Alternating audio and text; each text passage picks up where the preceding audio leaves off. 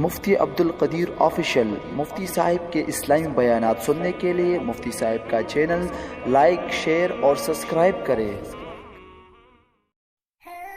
कुफर और शिर्क ستویلی شي کوم شیانو چې ایمان راوړل ضروری دي په دغه شیانو کې یو خبره نه منل یا ټول نه منل دا کفر دی.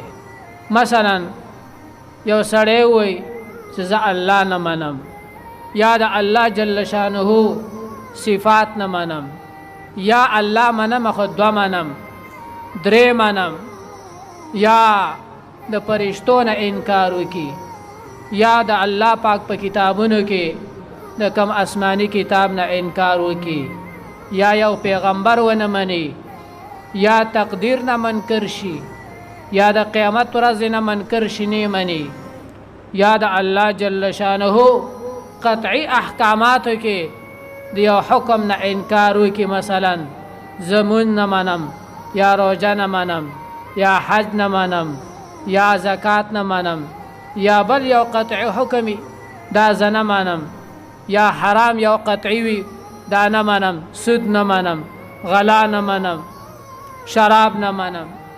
یا نبی علیه الصلاۃ والسلام یو خبر را کړی اداوی دا دروغ دی، نو د ټولو صورتونو کې دا سړی په دې خبرو سره کافر کیږي، دې ته کافر ویلی شي. او شرک دې ته ویلی شي چې الله پاک په ذات یا په صفاتو کې بل څوک ځان سره شریک کی، دا شرک دی. الله جل شانه ذات کې د شرک څه معنی ده؟ الله جل شانه ذات کې د شرک کولو معنی دا ده چې دعا یا درې خدایان ومني یا زیات، لکه عیسایان درې خدایانو د منلو په وجه مشرکان دي. ثالث ثلاث هغه وایي څو خدایان دي؟ درې دي. او دغه حساب لا د اور عبادت کوونکي هغوی وایي دا اور خدای دی، په دې سره مشرکان شلو. دو خدایانو په وجه دوی مشرکان شو، یو الله دی او بل دا اور دی. او بت پرست ډېر خدایان مني، یو الله دی او باقي وایي دا بوتان دي، نو په دغه وجه دوی هم څه شلو؟ مشرکان شلو. دا هغه شرک دی چې ذات د الله پاک کې څوک سره شریک کې. دویم قسم شرک صفاتو کې الله پاک سره څوک شریک کول، الله پاک صفات دا بل چاله ثابتول، دا شرک دی.